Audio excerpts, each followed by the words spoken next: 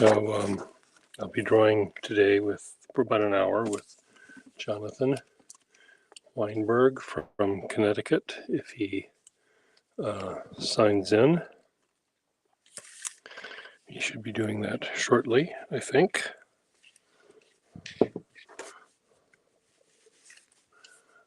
Hello, Cesar.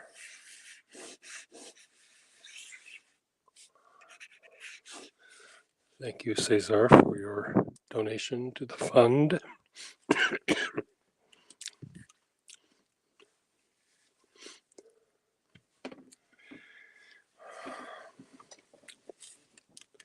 Let's see if Jonathan will join us here or not.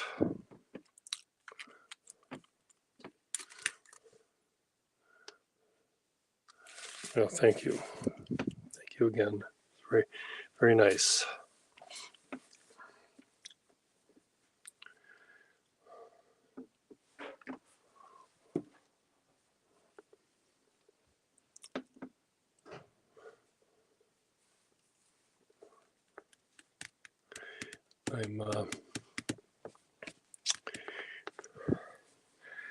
It's a snowy day here today, and there's an art opening that was going to happen earlier or later this afternoon, but that seems to have been canceled. Here's Jonathan. Hello, Todd. And the stage. But I'm upside down. I know. Oh, no. I'm right. Oh, there it is. Here we go. Got paper. Can you hear me? I can. Oh, my goodness. It actually works. And we've got two people watching us so far, Cesar and Todd. Oh, my goodness. Loyal followers. And we'll see who else shows up. So what will you be drawing with today? What pens? Oh, so I except for I actually have I had this little bonsai tree that I went to one of those things where you have wine and you make a bonsai. Oh. You learn to do it. So I realized I had a little tiny bonsai tree that I could use as a model for drawing from. Okay. I think you're upside down though. So you're right. I am upside down. Wait, I can change that by pushing this. Does that fix that? Yes. Yes. Now I'm not upside down. You're not upside down anymore. Although everything depends on your point of view, right? I suppose so. When you're looking down, in a way. Yes. Have you ever thought about when you make a drawing? I find this very interesting. When you're trying to do one-point perspective and you want to make it look like you're going downhill, you have to go uphill a little bit to make it go downhill. Do you know what I'm talking about? Sort of. See, that's a drawing thing. It is a drawing thing. I'm trying to figure this out. Right. So let's say of course I just wrote pen. It doesn't work. Here is my trusty Pilot pen, little Elite. So let's say there's of course I'm going to screw this up. So if you want to go down, you can't just sort of go like that. You have to go sort of like that to make it look like you're going down. You have to go up and go down. I mean, there's ways to do it. You could make like a circle. Of course, I'm doing this all wrong, but you have to sort of go up the hill to go down the hill. You don't have to do that. You could make a thing where you're sort of looking down. Let's say you were looking at a well and you were looking down into the well. Yeah. But even so, you still have to have the foreground a little bit go up to make it seem like you're going down. Anyway. Well, I'm a little confused of what you're speaking, but you know what? To make something look like your viewpoint in a picture is looking down. Yes. You have to sort of have the eye go up a little bit to make it go down. Does that make sense? No, it doesn't. Here's my nose. Here's my mouth. Here's my eye. And if I'm looking down, let's say toward a hole in the ground or whatever. Right. The horizon line, I mean, the thing is, the horizon line isn't where my eye line is. All of the, the lines where my eye is aiming is where all Mhm. of the parallel lines, if they were receding, will go toward that point here somewhere. Right. So, in a sense, the horizon line, the actual real horizon line, is above that. So you're looking down at something, but But in reality, when you're doing it, let's say you're doing a road that goes down the hill, it's very hard. Let's say it's very hard to make it look like it's going down the hill unless you have a little bit of it going up the hill, and then it sort of comes down. That's what I'm trying to talk about. In real practice of making a painting showing a hill going down, you have to sort of have the eye go up a little bit to make it seem like it's going down. If I was making a road, curvy road that was going off to the sunset, let's say, here's the sunset, here's our mountain, and let's say this is a hill and another hill and another hill. This road would go, damn it. Road would go to the crest of that hill and then come back down. Right. So the undulating. My point is, you have to sort of go up the hill, though. You see how you went up the hill? Well, you are looking down, sort of, but you're going up the hill and then you're going down. Well, the implication is that it's going up the hill. All of these surfaces could be going downhill, I presume. Exactly. We're sort of saying the same thing. Yes, in fact, but it's a kind of, I find it kind of paradoxical. But I guess it might not be for people. My other favorite paradox is like when they show you in a movie that people are running really fast, you have to go slow motion. They do it slow, don't you? That's my most favorite paradox. That's a convention. Well, they have to put fewer frames per second on my pen is running out of ink. Makes it go faster.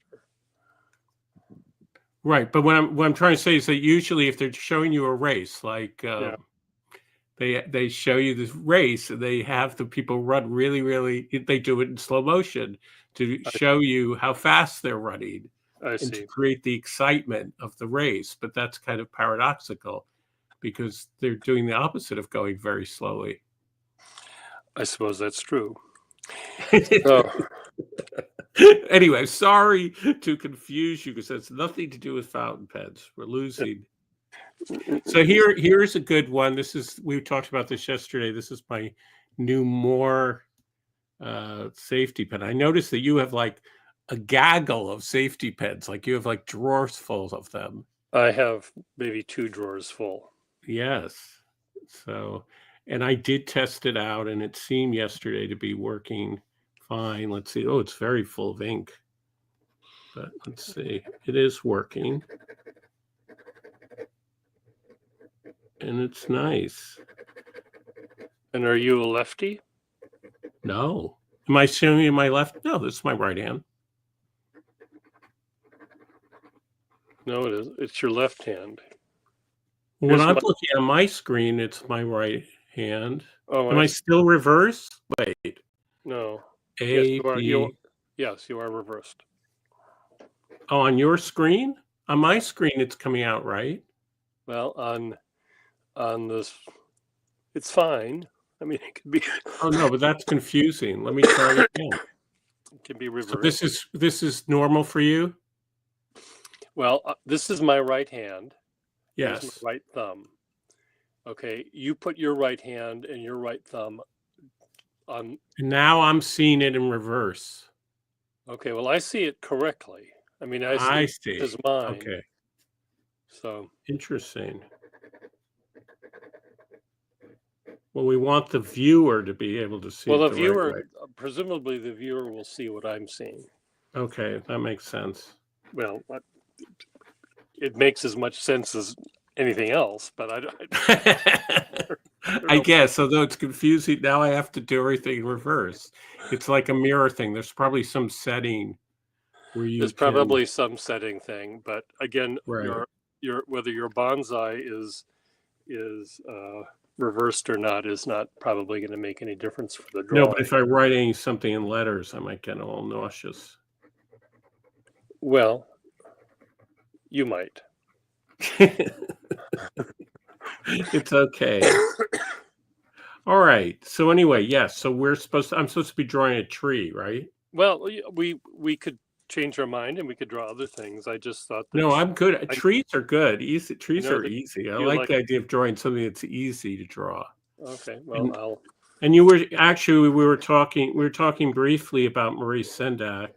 Yep. And he really, actually, it's true that he taught me to draw trees when I was very young, where I learned from watching him draw trees. And In person or from looking at his book? in person, Okay. because I knew him I've known him since I was, well, he's dead now, but I knew him since I was 10 years old. And he draw trees with these little squiggly. And I remember that once I drew this little hut that's on his property, and and it was such, I have to say the drawing looked as best as I could like a Maurice Sendak drawing, and he liked it so much that he took it from me. Oh, no, I mean, he asked me for it, and so very sweet. I was very proud. So your curriculum vitae says in the collection of Maurice Sendak. Yes, I suppose I could say that. Well, what's to keep you from saying that? Well, it would be definitely, there's more that because it somehow seems. Do you know the artist Ray Johnson? No, I don't think so. He's sometimes referred to as the father of mail art, meaning, and it's kind of a pun because he loved to pun, meaning they used to make art that he would send in the mail, and it'd be all these different things, and you'd have to send it. He might want you to send it to somebody else. Anyway, he's a wonderful artist. Okay. But his way of getting into the Museum of Modern Art was to send things to the library there. I see. So that way it would get, and also he was very ambivalent about selling his work. So this way he would, I think that's very clever. Yes. You could do that with a lot of museums. In the collection of the of the Louvre, in the what? In the collection of the Louvre, you send the Louvre a postcard. Yes, that's true. That's true. Anyway, this is nice. It's a little drier than it was yesterday.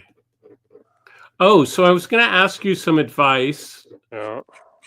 So I was reviewing a Pilot Firmo, which is a vanishing point pen, but it twists instead of clicks. Anyway, and it sings. It has actually it's a dirty little secret about the Pilot vanishing points is that a lot of their pens have a tendency to be squeak when you write with them. Oh. And it really squeaks. I see. Do you have any suggestions for squeaky pens? The nib squeaks. I don't. Someone will come up with something that. It turns out that well, I guess it's because the nib is like a teeny tuning fork. Okay.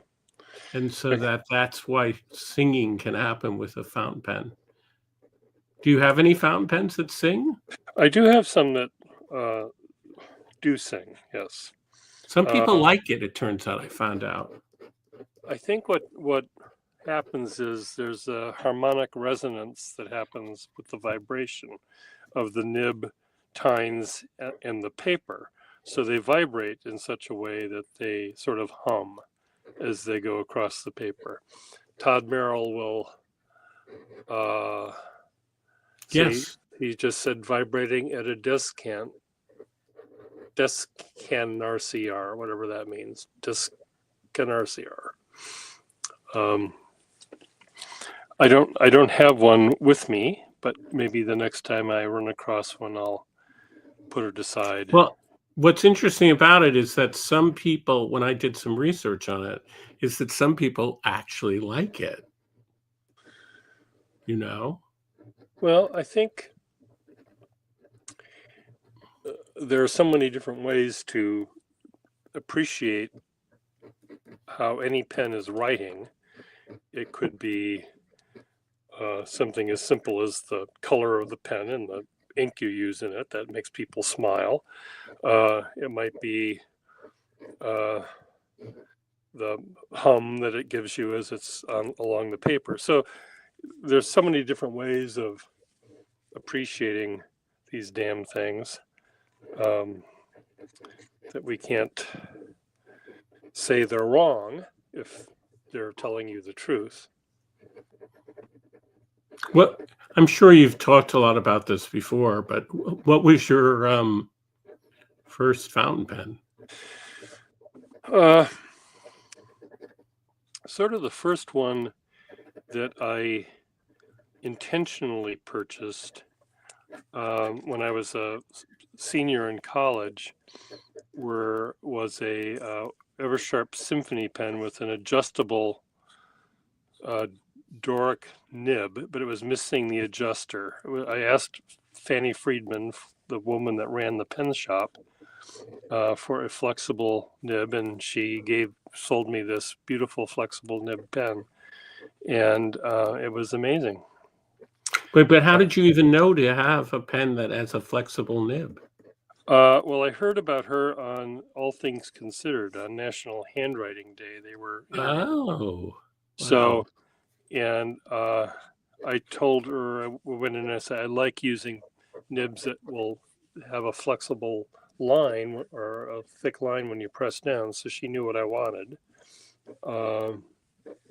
And what was nice about that nib, Todd, was it was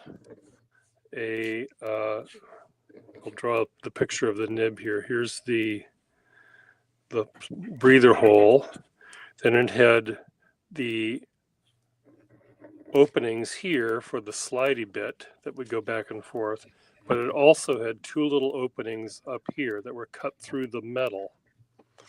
And so it was excruciatingly fine and very, very flexible. And I used it for a good year until one day I hit a snag with the pen and cracked that part of the nib right there. Oh. And it broke on me. But it wrote, the nib was like a Victorian dip nib fineness and springiness to it.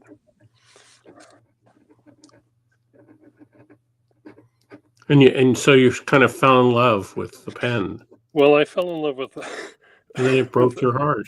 with that one, and then it broke my heart. And no, then I started collecting them, and within a year I had 100 or so. And then How old were you? Senior in high school, Wow. junior or freshman in grad school.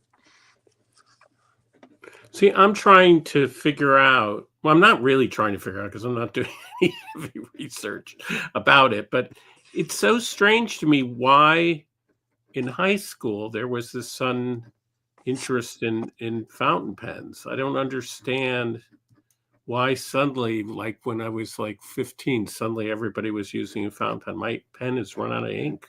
Could I have really used up all the ink in it? You could have. I could have. Huh. Well, you know, when we think that suddenly everyone is using fountain pens, part of it is that now we're paying attention to Right. people using fountain pens, whereas before we didn't. So there might be truth to that aspect of it. You would look at the people in the classroom, and you would see them writing with something, and you didn't care what they wrote with because you weren't paying attention. But Right. now that you suddenly have this brand new fountain pen or this cartridge pen or whatever it was you were using in high school, then you thought, oh my God, this is so amazing. Let's see what other people are using. And you look over to their desks, and they might have been using the same thing. So Now there, that just interrupting this safety pen, which is a Waterman, is much superior to the latest one that I just got, the Moore one. yeah. It's just this one is beautiful. I forget, and I'm so old now.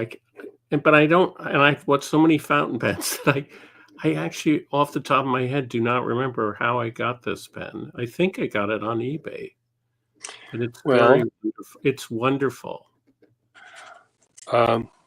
Will Hodge mentions the Schaefer school pen was his first pen in the early 70s.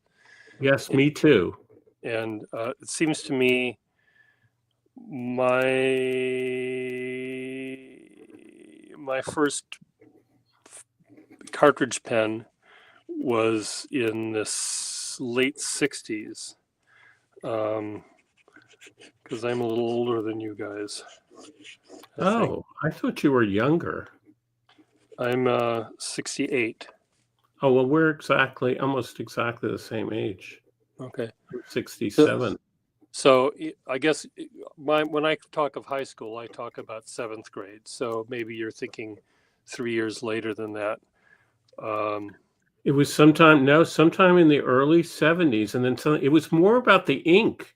It was that people were using those. Schaefer must have done something. There must have been some very good advertising or something, because it was all about the fact that there were people who were suddenly writing in that peacock blue color or purple. And I have to say, it was mostly girls. And everybody was very excited about that. So, and then it was also about the translucency of the pen, because the student pen, they were demonstrators. And I still think that's when I look at one of them, I still think it's magical. Yeah. I don't know whether they would have called them that at the time. That's no. We definitely would not have known to call them demonstrators. That I just meant for those people who are fountain pen, users, knowledgeable people. I suppose that's the right concept of it. But there was something, because normal crap, stinky pens that you had did not. Of course, a Bic pen is kind of is clear, but you don't really look at it. But there was something wonderful about that. You could see the ink in it, and then also that it had this beautiful. I thought they were beautiful pens, I guess, and so it's funny because when Maurice Sendak wrote letters and things, he would use one of those pens. Mm-hmm. He did his drawings with a dip pen. Yeah, but probably because he was using India ink and he wanted them waterproof. Yeah, but also he wanted this extremely fine line. Yeah, and anyway, but if he was signing somebody's book or doodling, he would use one of those student pens. But this is very nice. Now, the particular pen that I have has almost like a falcon. The nib is bent in. Now, is that normal? Is that the way it should be? Or what pen are you looking at? So this is my Waterman safety pen. And it's bent inward? And you see that I don't know, it's not focusing, but you see that it's like It's aiming down, it looks like. Yes, quite extreme in a quite extreme way. I'm sorry, it's not really focusing. But yeah, you can see that, and yet it's really nice. If it's working, keep it there. Oh, of course, I'm not going to do anything. Don't change it. Don't change it. But I wonder if that's the way it was originally. It may have been. I'm just looking at the ones I've got on my desk right now, and they seem pretty straight across. So, that one might have been dropped on the floor once upon a time and repaired only so well. The Moore Pen Company is notorious for having their nibs aim down. And the whole feed and nib sort of aims downward. Todd Merrill says he's so glad you're using vintage pens, Jonathan. Well, this is I know you guys. I like them. I like it all, And when I draw, I use different pens than when I write. See, I would not like to write with this pen, but I understand if somebody is doing, because I have terrible handwriting. If somebody's doing calligraphy, they would like to. But when I write, I like very smooth. My Pelikan 800 is sort of my favorite writing pen, but that's not a great pen for calligraphy. But this is lovely, because I'm used to using a dip pen. So I don't mind for drawing that it's scratchy. Uh-huh. And anyway, but yes.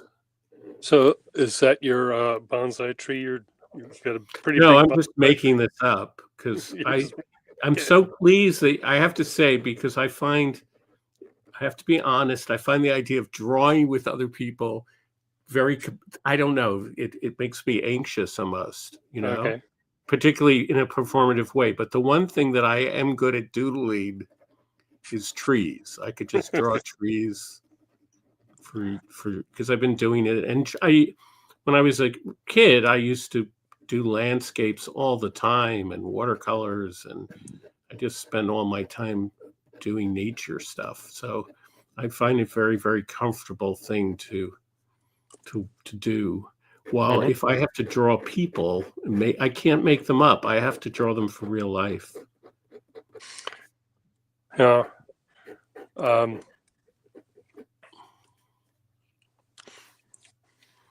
was just watching an episode or two from that illustrator historian Beard. Is that his name? Oh, yes, you were mentioning that. I watched a little bit of that. And it was just nice seeing, some of the people that I knew, seeing other work that they did. But I wish that we could get closer. The pictures he shows, I'm far away. I can't see the line work. I wish he'd zoom in a little bit further. Well, do you ask him to do that? Ask him? Well, I haven't asked him. I mean, he's or comment. I could comment. See, one of the things that I think is so amazing about the fountain pen, this fountain pen thing, right? Whatever it is. Whatever it is, whatever it is that, like I could be talking. I don't want to like give you a fat head, but that the fact I'm talking to you right now and having this conversation is kind of amazing, because you're one of the fountain pen gods, right? It's a very small world, and it's still very, very accessible. And I find it really cool that you can go to a fountain pen show, and all the same people who are the fountain pen influencers, for the most part, a lot of them are there. And you can also talk to the guy who is the head, have a long conversation with the guy who distributes all of Pelikan pens in the United States. Yeah. Right? No, it is. Excuse me. It can be kind of amazing how all of that works. And I suppose my heyday for being quote famous in the pen collecting world or the pen world was when I was an illustrator for Pen World magazine. So Hmm. every month or every time they had a magazine, I would come up with at least 3 or 4 drawings for the magazine, and they were uh, generally interesting. I think uh, they weren't as descriptive. There was one guy that would do these beautiful full page drawings describing how Parker's clip developed through the years, and he'd have a list of all these beautiful clips, and you could sense history through looking at the catalog of clips he would draw. Those weren't the kind of drawings I would do. I would create illustrations that sometimes had anthropomorphic pens. I would have, or there was an article where Peter Markman and I were point counterpoint. So here's Peter Markman and I were Parker 51s. We each have glasses on. Here's our little clips, Hmm. and our signet bands were our smiley teeth, and then we had our Mickey Mouse mittens, and then we'd usually pick some topic to discuss, usually at odds with one another, because 9 times out of 10 we would never agree about anything. I always thought these things are tools. He always thought them pieces of art, and that was a main Oh, interesting. a main thing that we argued about. But there was a time when I would go to most of the pen shows on the East Coast, and I never took a table, but I would always buy from various collectors, and but there was a time when I used to be somewhat famous. Now I think people don't think of me in the way that they did once upon a time, which is fine. I don't mind. But most people that are among those attendees at a pen show are very happy to chat with anyone. No, I know. And also, of course, fame is relative, Yes. It's all, about in a particular world, if you work within a particular place and people, where people are, within the writing, for example, of on artists like Morrison Hartley, or I'm well known among people who, since I wrote my first book on that particular artist, so it's all relative within the fountain pen community. You can be famous, but then no one else will know who you are, kind of thing, right? That's very true. That's true. So that's a whole other. Yes, if I go to the grocery store and have an argument with the checkout girl, and I say, "Do you know who I am?" Yes, you are talking at the foremost expert. She could guess all day long before she comes up with, "Oh, you're a contributor from Pen World magazine from 35 years ago." Yeah, that's me. Oh, by all means, you may have that carton of milk for nothing.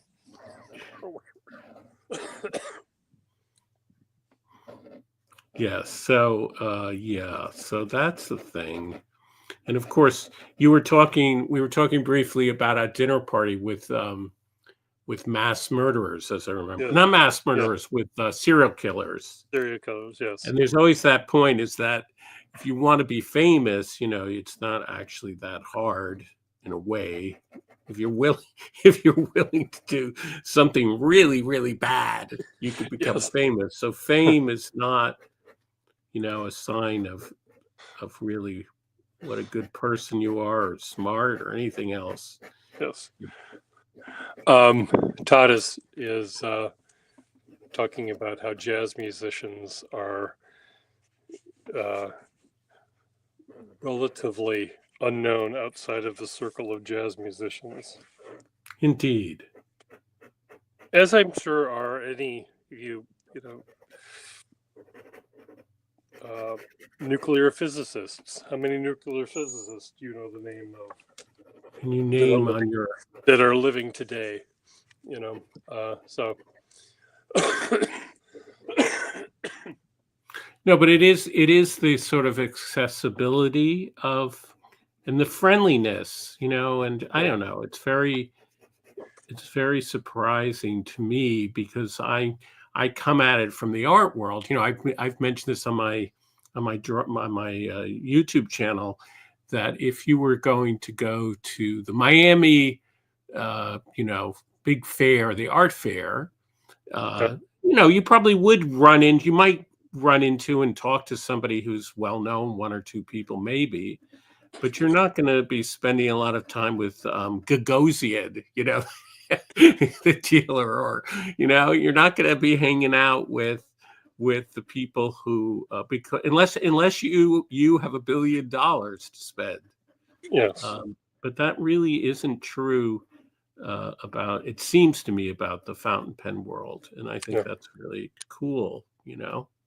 Like you can, that I was able to take the only things I had to be really good and get on his website really, exactly the right moment, but I could take a seminar with Richard Bender, and and hear his thing, and talk, and see that whole thing. That's really cool. So anyway, it's a small world, but it is a very accessible world, and that's kind of great in my old age.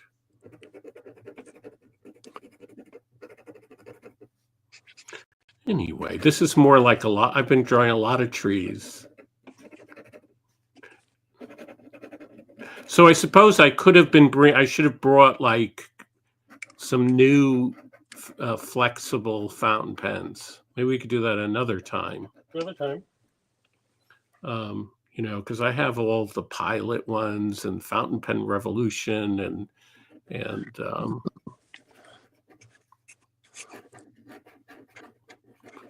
how well they work.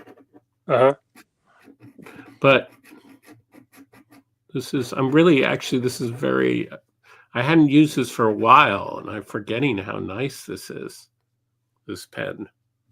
I mean, the thing is that when you're a pen collector, this is the dirty secret of being a pen collector. Is that you have way too many pens, and there's no justification for it. You just, you have all these pens, and there's no way you could possibly use all of them, right? Perhaps.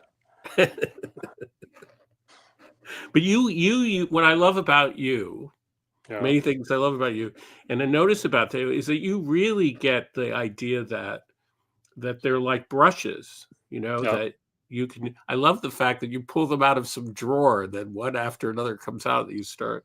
That's fantastic. Well, I treat them like tools, like brushes, and I do have some that are more relegated, and I organized like a collector might organize them. But for the most part, they're meant to be taken out and used, and I get to rediscover them exactly again. And I think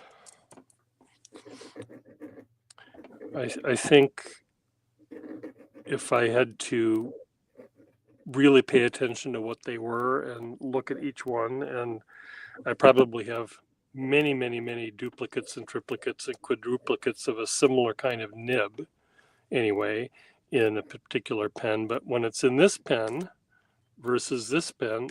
Even if the nibs are identical, they write differently because this is a skinny pen and this is a fat one. So it acts differently in my hand because of the size of the pen itself. So I see. I don't have any willpower. I have no spine. I let the pen decide what it's going to do. Well, that's the thing that I find so amazing when I'm writing my journal. Just today, I started to write something, and then it started to write dead. You know, I didn't. I hope that wasn't a premonition, but I didn't mean to write dead. Wrote the word I'm D. sure the pen wrote it. It wasn't me. Uh-huh. And then It I had to sounds like work it into the sentence. a Twilight Zone episode. No, but it does that all the time. It just goes off into writing what it wants to write. I mean, I really do feel like they're ghosts in the pens. I see. Don't you think? I hadn't thought about it. Really? I'll get back to you about that.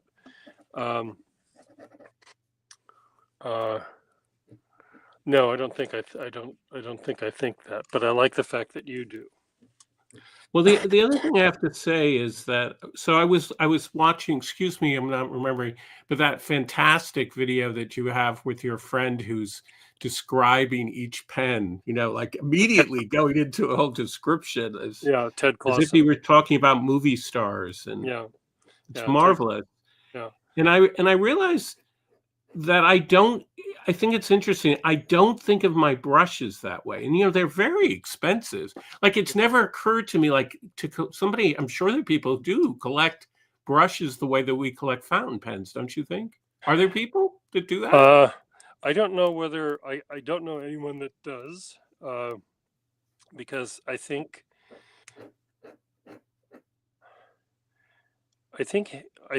a brush almost requires you use it. Where Yeah.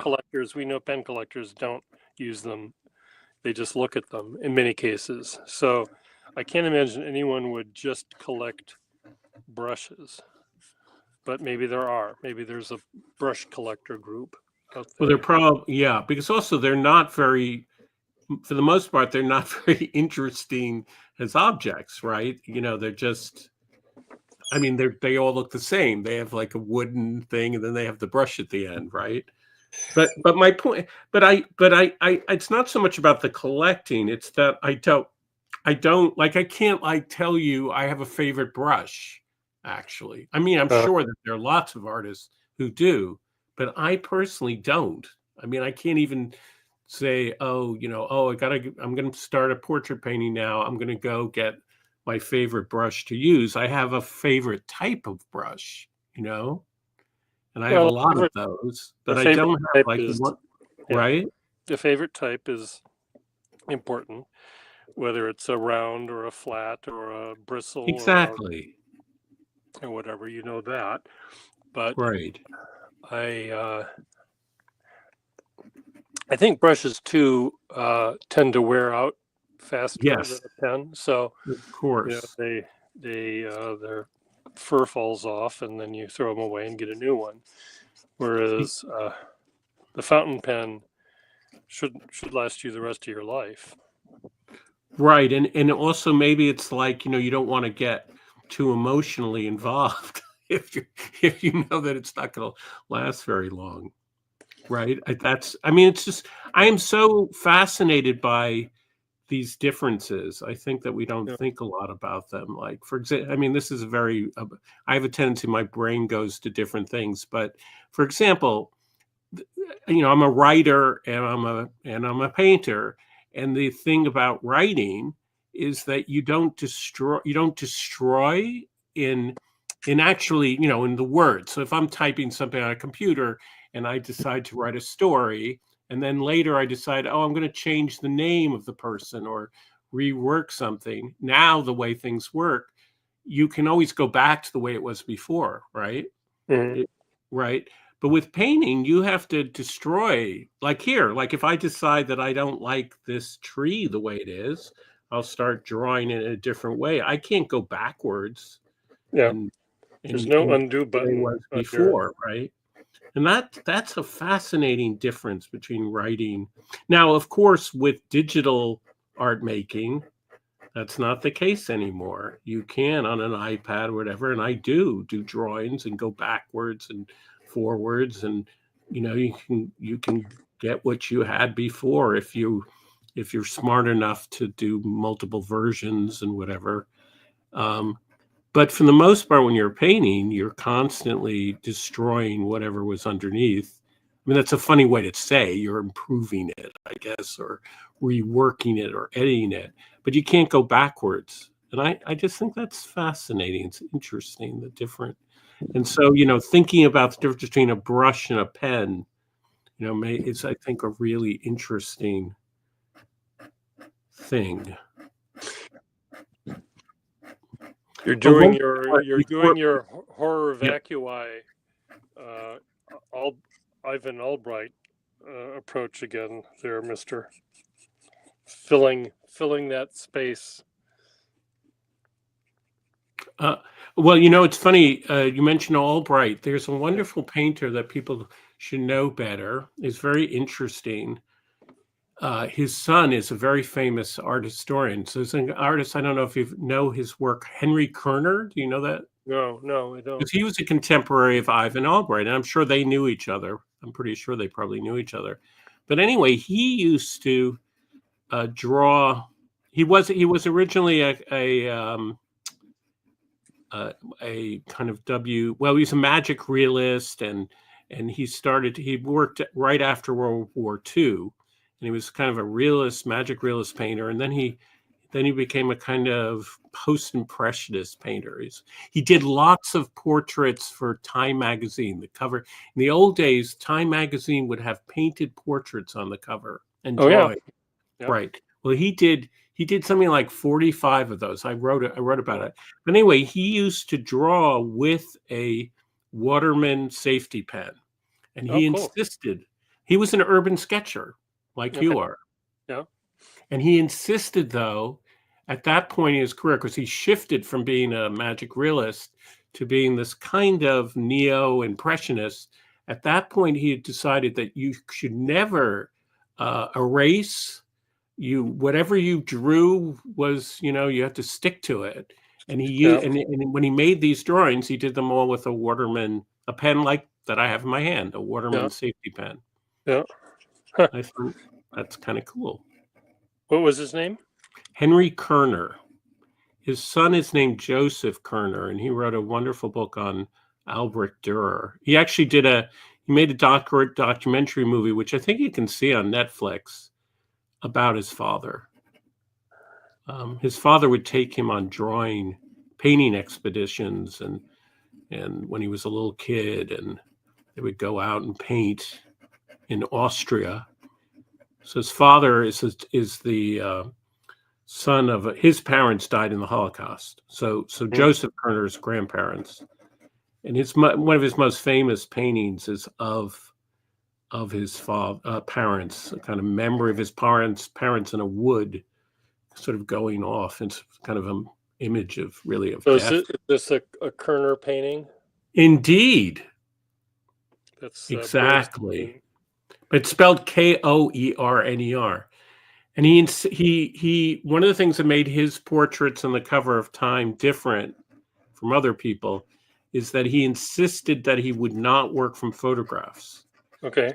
All these famous people supposedly had to pose for him, like Maria Callas. Anyway, he was a very interesting man. Huh. I'm not sure. I have to say that I like his earlier work better than the neo-Cézanne-esque paintings, but they're very, very interesting. And I'm very, as a portrait painter myself, I'm very sympathetic to what he's trying to do. But of course, the portraits he does in paint, not with a fountain pen. Yeah. Would you like to join us, Todd? Levin Wolf is also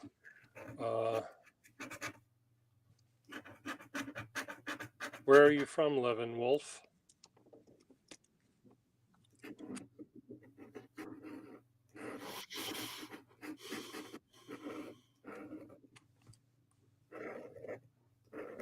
Todd may join us or will join us.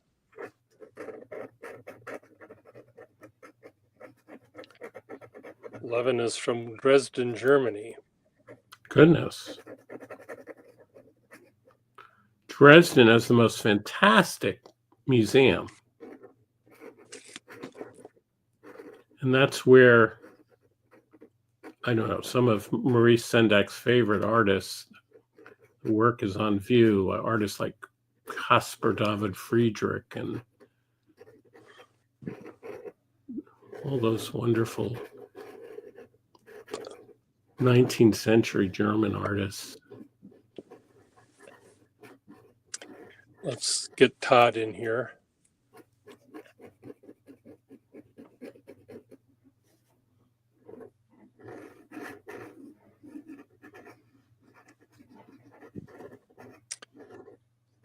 Oh, did I not? Yeah, I did send it. I kind of made tree wallpaper. You can, yeah. No, that's what I did, I think. I could make this into wallpaper.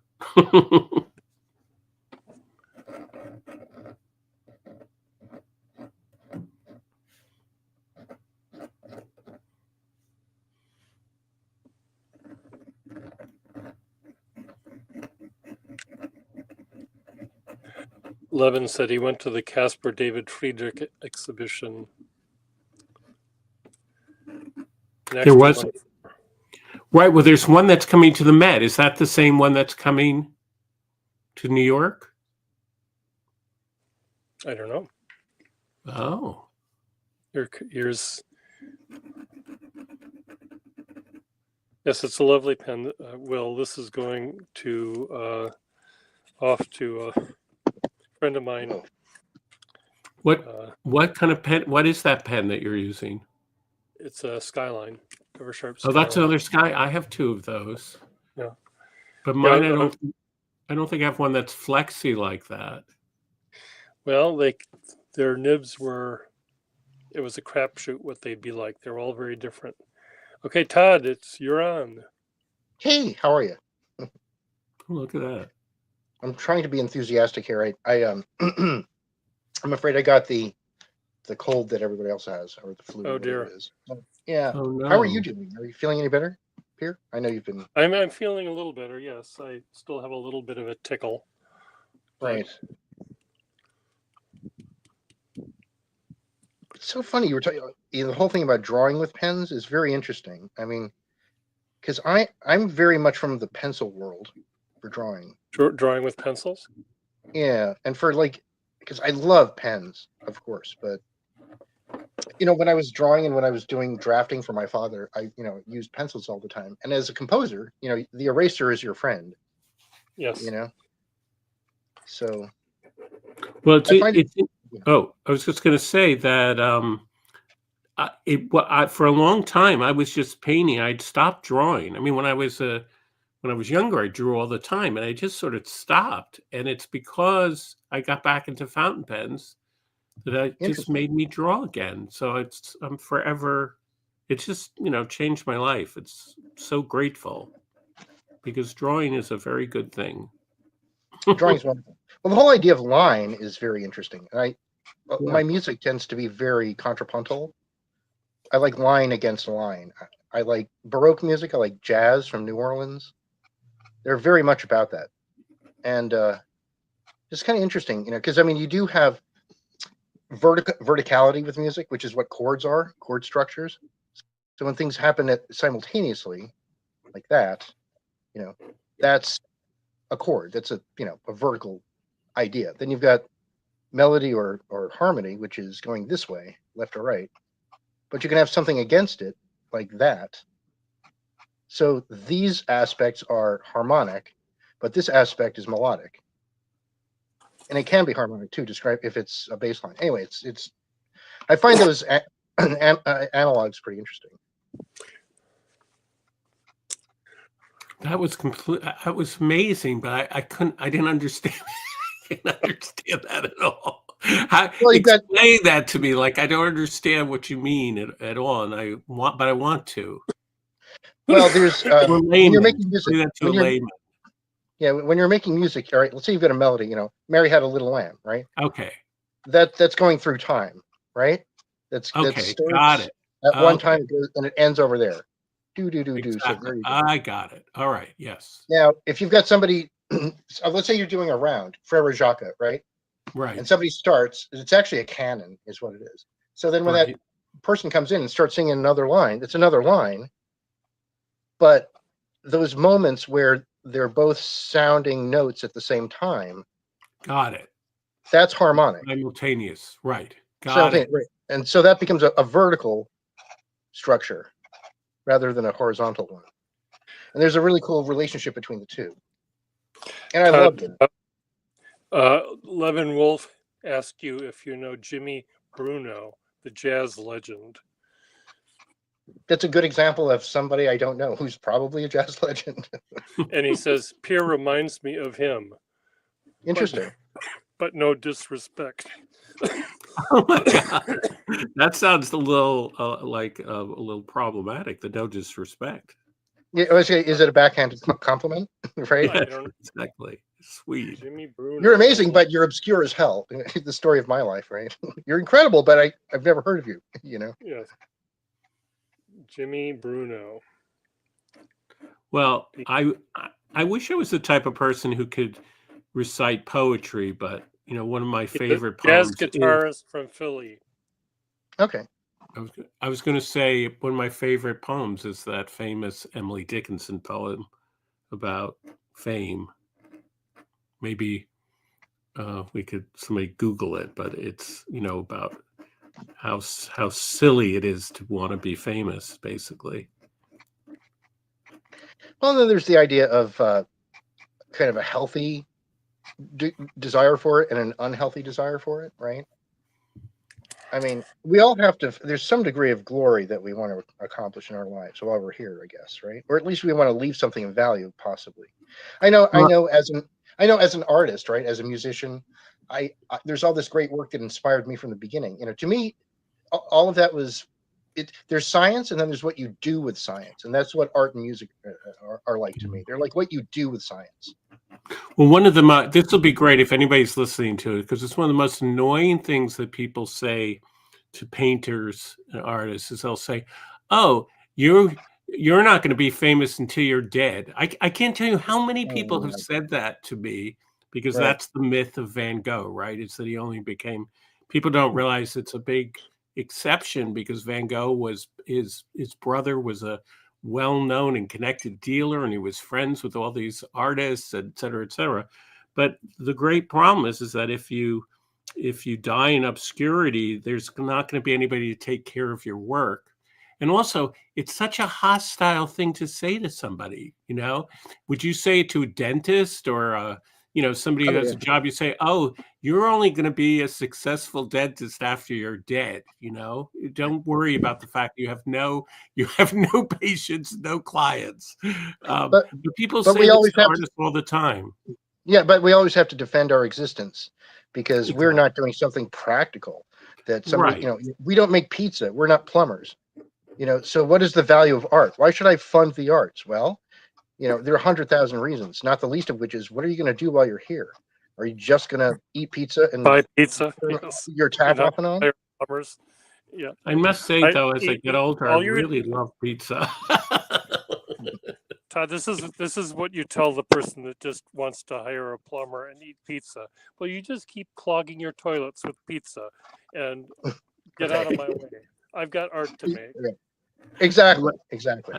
I know. But the thing is, a lot of my favorite artists it's weird. They come in two varieties. They're incredibly obscure or reasonably obscure, or they're hugely mega famous. Like the Beatles to me are still incredible. I mean, there's still a lot to mine in there. I'm kind of surprised that after decades of listening to them off and on, that there's so much more to discover of their work that I didn't realize. It's like early stuff, And then, like Eric Satie, who's, I mean, he's not unknown, but he's brilliant. He's absolutely brilliant. I mean, Yes.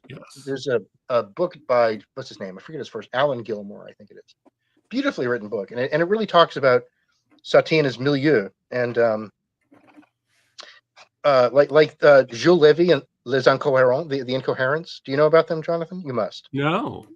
Oh But my God! I do love Satie. Please do, but I've never read anything about him, but I love listening to his music. Levin. Levin wants to continue to talk with us, but he tries to keep away from Facebook and Instagram. Well, but send me an email. Here's my email. Where's my email? Pure Gustafson Studio. Pure Gustafson Studio at gmail.com.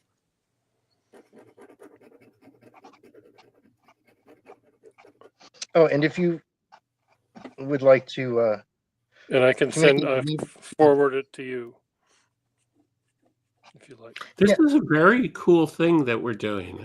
I shouldn't say that because I was going to say that seems really egotistical, but I'm just thinking this is a really nice thing because it gets away from, just doing a review where you say, oh, this pen, now I'm going to write, the dog jumped or whatever it is. And is this pen any good? It's like Right. all about what it is, why it is that we, sometimes I feel guilty in these terrible times to be so obsessed with fountain pens. But then I kind of realize, well, that's why I'm so obsessed with fountain pens, because it is so connected to all these different things about expression and life and art, and that needs to be, I feel that's something that needs to be more part of the whole fountain pen thing than just just what is the history of a fountain pen or Right. that part. So it's really cool to go from talking about a Waterman pen to Satie and the differences between brushes and pens, and it should all be part of the conversation.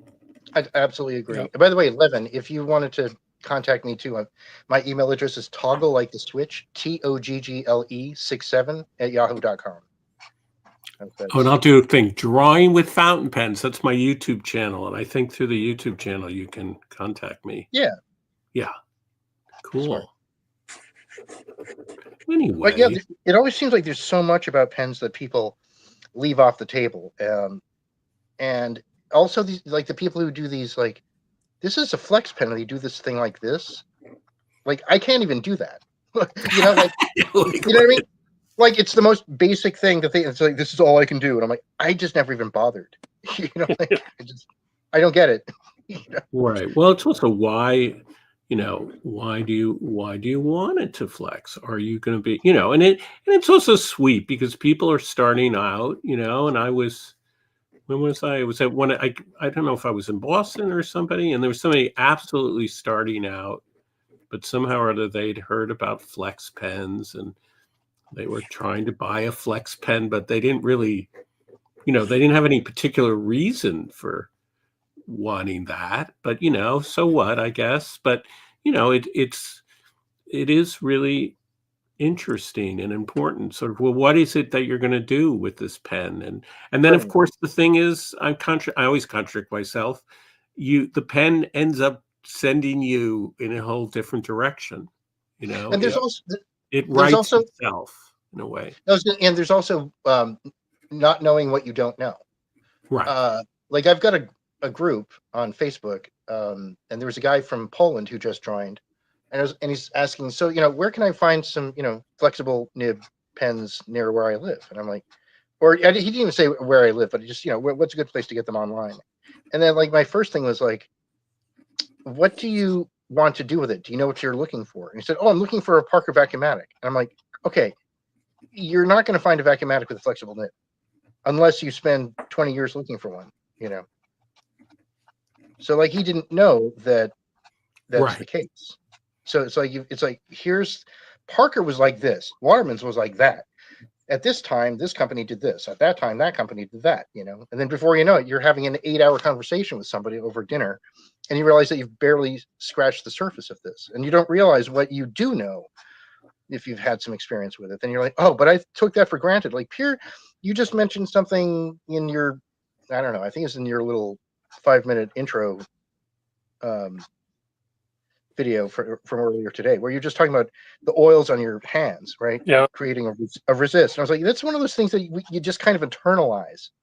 You know Yeah. what I mean? You just kind of know that, and you just kind of work with it. But other people don't know that. So then just being mindful enough of knowing that and of communicating that, it makes you sound like a genius. You're like, you've opened my eyes, you know, and it's a great observation, but it's something I just kind of have taken for granted. I'm like, oh, thanks for reminding me. Maybe I should mention that to people, you know. Well, the other thing was, again, I don't want to push because I think I can't remember whose YouTube channel it is, and he has like 100,000 people watching. So he's actually a sketcher and he does beautiful drawings, but I can't remember even who it is. But he caught me because it was this thing that said, secret to how to use a fountain pen to draw. Like I'm going to teach you some amazing secret that you don't know, right? So Right. I went on there, to watch this thing, thinking that there was going to be some incredible revelation. And the big revelation was that you could use both sides. You could reverse write with the pen, right? Right. And it just always assumed to me, like, well, like, really? Is that like a big secret that you could just turn the pen around? Like, I just never occurred to me that was even a secret, right? But Well, of course, to somebody who's new, maybe they Sure. wouldn't know that. I was going to say, it reminds me a bit of a Monty Python bit where they're like, and now we're going to teach you how to play the flute. And then it's like, just grab it in your hands, blow in the hole, and run your fingers up and down really quick. Next week we're going to learn how to drive a car. Whatever. Exactly. Unbelievable. Right. But also, that's how this guy has like so many subscribers, because he's good at getting. I should do something like that. The secret to life: how a fountain pen will cure all your diseases or something. You're likely to get more. Let me ask Levin would you like to join us? Have fun. That would be fun. This pen is a good reverse writer. Before, but I'm just curious whether Levin would like to be part of the group here. I've got my own horror vacuum eye happening here. Too shy. Too shy, he says. Oh. This is a very good reverse writer, also, this pen. And, it might be worth mentioning that you don't apply pressure at all when you're reverse writing, right? That's another thing that we probably should tell people, right? Now, Todd Merrill, yours looks like we're looking down at from a high hill toward a very populated city. That's what I see. Yeah. I see a landscape on your page. Yeah, Just I'm not making a tree. Add a couple of hills in the background and a setting sun, and you'll be all set. There you go. Here's your son. Okay, there's my son. Okay. Are you happy? I'm very happy. Thank you. You are most welcome. But no, really. This is I can't get it. I mean, this is a desert island pen for me. I keep using it. It's just so fun. It's a Waterman's 412. Actually, I let Pierre play with it. Yeah. You didn't say much about it, but you seem to say, "Oh, that's lovely." No, I sometimes if I say more, I would end up with, "I'm going to kill you for it." So I learned to shut up. Okay. I don't want to alarm you. No, you bastard. You. But here's the thing. I mean, I spent a long time trying to find pens like this, and I'm finally getting some. Well, I've got a lot now, but that reminds me of a story that that Todd might appreciate. Todd, if you ever encountered Charles Rosen, the musicologist, and he was a kind of pianist and historian of music. And I had him as a teacher, and he never seemed to laugh at anything, you know. And I can't. Problem with his stories, I can't remember what the joke was, but there was a kid in my class. This is when I was graduate student. It was very, very funny, and he told a very, very funny joke, and Charles rose and didn't laugh. You know, I looked at him, and I just was so frustrated. I turned to him and said, "Well, why aren't you laughing? That was such a funny joke." And he said, "I'm memorizing the joke." I just thought that was. That's a little bit like what Pierre Pear, you know, like it's like that's, you know, he's so taken by the pen that he's not going to speak about it. Right. I'm practicing my spontaneity lessons. Yeah. Right. Oh, anyway, it's like teaching stand-up comedy or how to be a great wit. Okay. Not easy. A friend of mine in grad school gave me a book, Epigrams of Oscar Wilde, and he inscribed it to me saying, "Dear Pierre, for your life as an interesting person, brush up."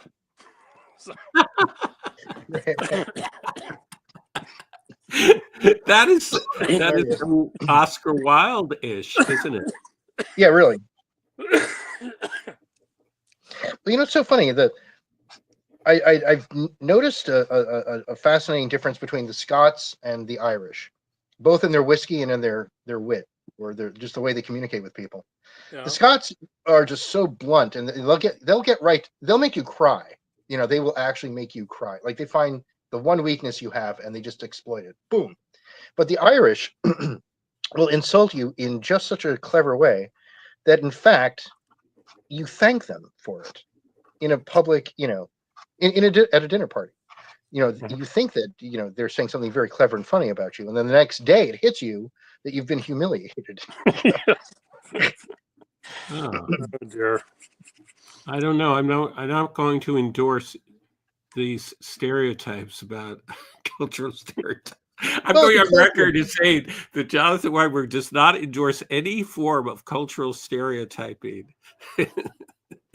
Well, even positive ones. I'm teasing. Oh, but I mean, well, I think that could possibly be taken to an extreme degree in either direction. But there's no question that in terms of style, I mean, yeah, I mean, because I worked with a Scottish woman who was just like, she was like very blunt, and it was like, oh my god, you know, it's just unreal. If I'm not drawing anything at the moment, so yeah, sorry, Ted, keep going. Not at all, but just so many examples of Irish wit, and just a few friends I've known who are not even like, I mean, they're like, you know, 12th generation Irish, but there's this kind of a love of language and of play with it, and of wit, and seeing how, yeah, Oscar Wilde just exemplifies it. He really does. Of course, you know, being gay helps too, so the combination is good.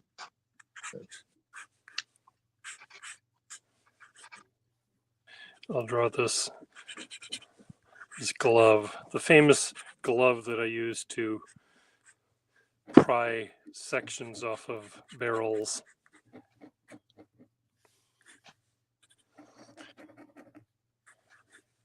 One of these days, I don't want to.